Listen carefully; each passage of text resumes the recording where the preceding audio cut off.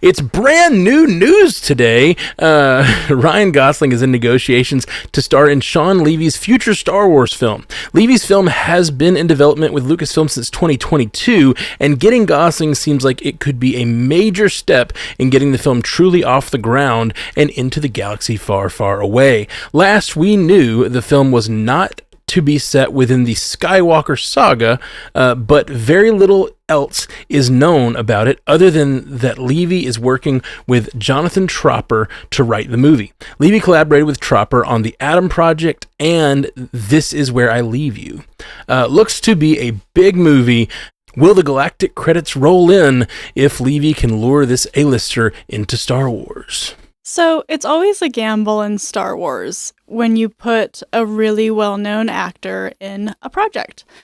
Star Wars was built on casting unknowns. That was like George's thing. That's what he did. It's what they tried to do for the sequel trilogy, but you had by then who were established actors.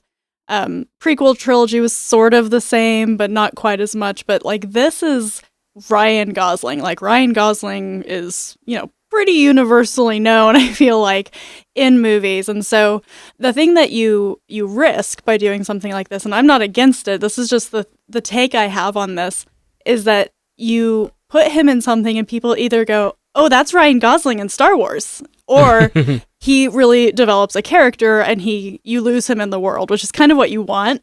Like just coming off of Skeleton Crew, I feel like Jude Law did a really good job of just being immersed in the world. And you knew it was Jude Law, but like he fit in that role. And so 100%. My big hope is just that it's a role that Ryan Gosling fits, and it's not you watching The Mandalorian and going, oh, look, there's Jack Black and Lizzo in The Mandalorian, like it was when we watched that episode. So I think it's cool. I will be interested to see what Levy's direction is.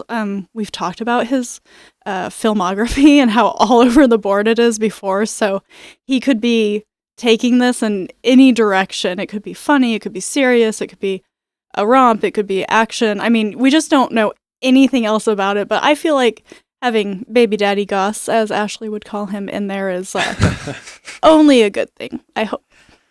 Yeah, what this is assured to do, because Shawn Levy is a busy man, and he has talked about projects that he has on the horizon. He mentioned a few months ago that he wants to do a boy band movie with bringing back Hugh Jackman and Ryan Reynolds together to do some kind of like boy band reunion type comedy or something.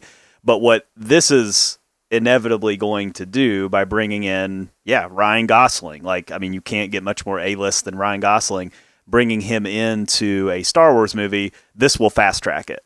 So if this was kind of like hey, Shawn Levy wants you to do a Star Wars movie whenever you want to do it, and he's like, cool, sounds good, I'll get back to you. If he's telling him, hey, I got Ryan Gosling on the line and he wants to do it, they're going to say, all right, we're going to start shooting this fall. It's going to happen soon. So it does have the benefit. The Hollywood Reporter did confirm today that this is not connected to the Skywalker saga.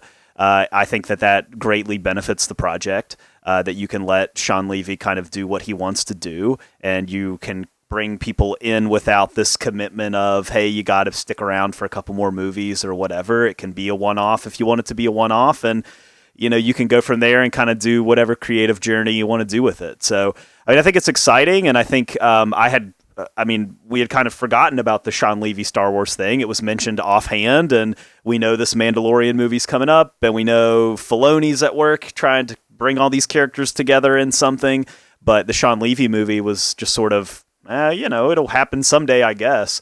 But now that we've heard this, I would expect that this is going to be a sooner than later type of project. Blade Runner 2049. Enough said. Ryan Gosling in a sci-fi environment, and I love it. Mm-hmm. And I think it does just speak to his ability to disappear into a role. Like, Haley, you brought up the point, like, he does run the risk. Like, this is Ryan Gosling in Star Wars, and I hadn't really thought about that, but yeah, it's probably the closest that we've come to anything like that since, like, Samuel L. Jackson, or to your point, Jack Black and Lizzo, which did not work for me personally. So, on the surface, it's like, I think about, like, what kind of character is he going to play? Like, I do think, like you said, Jay, I think it is wise to not have it be connected to the Skywalker family or saga.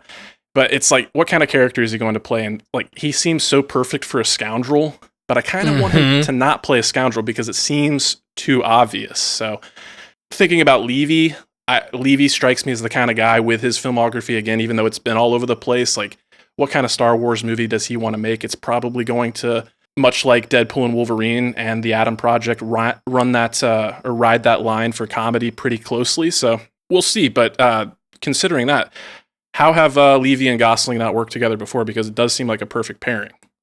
He's been tied up with that other Ryan, that's why. I guess so, yeah. Just wait till he casts Ryan Reynolds in this too. You know, Don't even speak it into just existence, Jay. How dare you? Yeah. I do wonder if they have a good time on this project, if he would be worked into that boy band, and I could totally see that. Like him, Ken himself stepping into that boy band role, I feel like that's totally Mickey Mouse perfect. Club alumnus. Yeah. Yeah, I hadn't heard the part about the potential boy band movie. I know we talked about them reteaming a few months back, but I have to cite pop star Never Stop, Never Stopping, which was the Lonely Island guys and Akiva Schaffer back in the day, and that was a great movie, but nobody saw it. So this does have high profile talent attached to it, so we'll have to see. That's a tragedy too. It's one of the best SNL like alum movies. I feel like I love that. I love that thing. Yeah. The music is so good. Just listen to the album, and it's even songs that don't really make the movie. They're just sort of background music in the movie are just so funny. I mean, it's the guys who are Mother Lover and all those other great SNL songs. D and a B. I can't say on YouTube. I'm on a boat. I'm on a boat is my favorite. You'll never understand the cultural moment that was I'm on a boat unless you were there. I opened for T-Pain a few years ago, and he sang I'm on a boat. It was like around that time, and he sang I'm on a boat live. No other part of it, just his part. He just like came in and sang part of I'm on a boat. It was so good. How about the T-Pain resurgence? Sorry, tangent. He is extremely talented. Oh my gosh, have you ever seen the T-Pain the Tiny Desk Unplugged or whatever concert where he's not auto-tuned? Like that dude can sing. Like I know the joke was always like, oh, he's auto-tuned. No, he's got pipes. He can sing. Pipes. Yeah, auto-tune was a choice, not like a necessity for him at all. I love it. Speaking of Gosling, I can't help, as Haley mentioned, thinking about this in the context of Skeleton Crew and Scoundrel, as Jay Scotty mentioned, like he would be a perfect pirate with a heart of gold type character. Like it would just, he has such charisma that you put him even doing terrible things, shooting first, that sort of thing. And he is just so charismatic. You would love him in a Star Wars movie. I would love to see it. But this had me thinking about a completely kind of off-topic idea, but it's something that it sort of drives home for me in a way that I hadn't really considered lately, at least. And it's the idea that, like, if you like Star Wars... You like Star Wars? You like Star Wars? You like a Star Wars? If you like Star Wars growing up, right, it means you, like... It's a kind of movie. Star Wars was a kind of movie. It's like, it is a space opera or whatever, right? It's like, it's a space epic. But now that Star Wars is an IP, and they're trying to appeal to the four quadrants, as we talked about last week, or just appeal to a broader audience. Let's go there again. They're trying to appeal to more people, and it's just like it's just interesting to me, the idea. And we cover multiverse news. We cover universes. That's what we do. But the universes are no longer. Marvel makes a heist movie and then a space movie and then a spy thriller, and it's like it's just interesting to think about the way, like, when you were a kid you might be a fan of a thing and you're like, I'm a fan of sci-fi, so you'd like Star Trek and Star Wars and Stargate and like all these different like things, but now it's like I'm a fan of Star Wars, but it's like you watch a variety of things. They all kind of live in the same similar tone, but like it's a variety of kinds of movies happening in the same universe. I don't know. I just thinking about Ryan Gosling stepping into Star Wars made me think about, like, we haven't really had a Star Wars movie that's like a star-led property, you know, like a star stepping into a role, an A-lister being like, I mean, I guess Harrison Ford back in the day, maybe, because he was coming off of... no, not really. Not then. Yeah, that's right. Not in the OGs. He had just been in American Graffiti, right? and people liked him, but he wasn't Harrison. He wasn't. Yeah. Yeah. George Lucas wasn't a household name yet, so Right. None of them were. Nobody was. Yeah. Except the guy who played Obi-Wan. McGregor. Allen Guinness. Guinness, Oh. yeah. Yeah. When you need it, it's never there. I thought you meant I thought we were on to the prequels. No. which were also, I mean, besides Liam Neeson, were also, unknown actors for the most part. And then same with the sequel trilogy. I mean, Daisy Ridley, John Boyega, even Oscar Isaac back then. I mean, these were people that weren't really super well known. So that's always kind of been a trend. Yeah. Yeah, it's just interesting when you have a star step into a role like that. Like, I think about that Fall Guy we watched a few months ago. I was going to bring that one up too, yeah. And he's like, that's a Ryan Gosling movie more than it is anything else. It's like he's the star of it. It's a great movie, but it's like he's the driving force behind going to see that. Like, the trailers were great. It's a Ryan Gosling vehicle. And you put that on top of a Star Wars, it's like, I don't know, it's weird. It's a weird idea, and I don't think we've seen it yet. I'm trying to think of other universes where this might have happened. I haven't really, I mean, Marvel chose mostly unknown / on the rocks, people who weren't really A-listers for their roles. Maybe Benedict Cumberbatch, but he was still like TV guy at that point. I don't know. It's just an interesting prospect, I guess, for a kind of Star Wars. Yeah. It's funny you bring up the word prospect, as we're all like, oh, it could be this, it could be that. So there's this little tiny part of the High Republic that's all about hyperspace prospecting, and that's literally the people who mapped out hyperspace. That could be a fun story, and I could see him doing it's sort of the space pirate idea, but different. You're like the prospector, you're the adventurer. That could be interesting. Kind of like a pioneer of sorts. Yeah, I kind of like that. Yeah. I could see that. Plus, it would explore that part of like space where you're leaving sort of the normal parts of space, and you could like discovering worlds, things like that, like seeing outside of even. I know that there's I watch too much Star Wars YouTube, but I know there's like beyond. We saw it a little bit in Ahsoka, where they go beyond the normal galaxy and they go out to a different part of space. They call it like a world between the worlds or something like that. That's different. That, but then they go to a different galaxy. That's like an ethereal world they visit. Both, but, yes. Yeah. Both things. They left like the known galaxy. Okay, yeah, that's right. Okay. Yeah, to go to Peridia. Is that right? Mm-hmm. Gold Star. Thank you. But is Shawn Levy this steeped in Star Wars lore?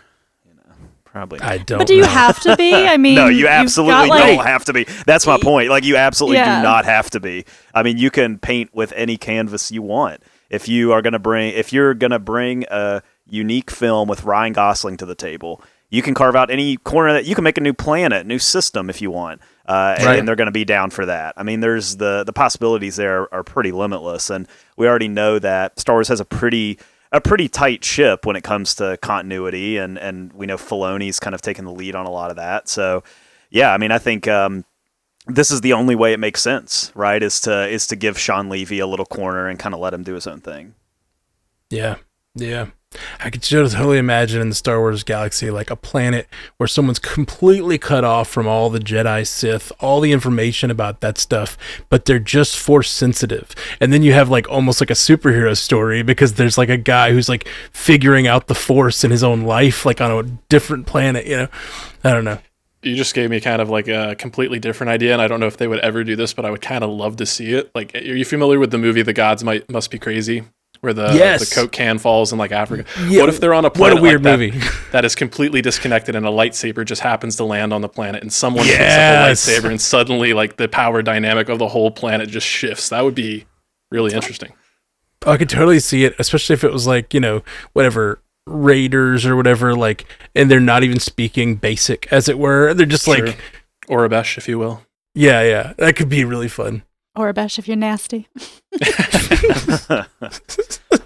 Sorry, I'm full of them tonight. Shawn Levy, call us. We can do this a few more hours. I don't know. I listened to the Deadpool and Wolverine commentary, and there was something about him that rubbed me the wrong way.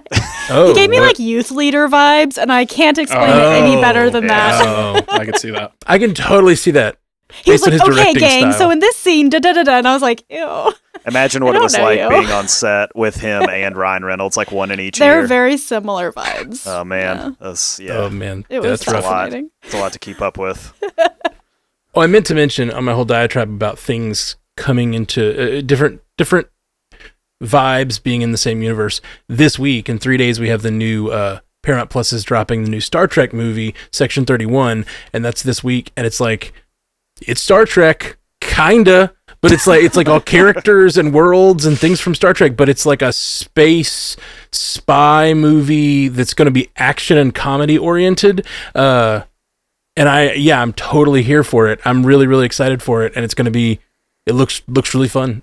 Michelle Yeoh and Sam from Detroiters. I'm spacing on his name. Oh, yeah. Richardson? That's right, Sam Richardson. Yeah, he's killer, and I'm really excited. 3 days away, and it's just going to be a totally different vibe for Star Trek. Star Trek's always been a certain type of thing. I mean, there's been variety now, but in the last few years, but like, this is going to be so different.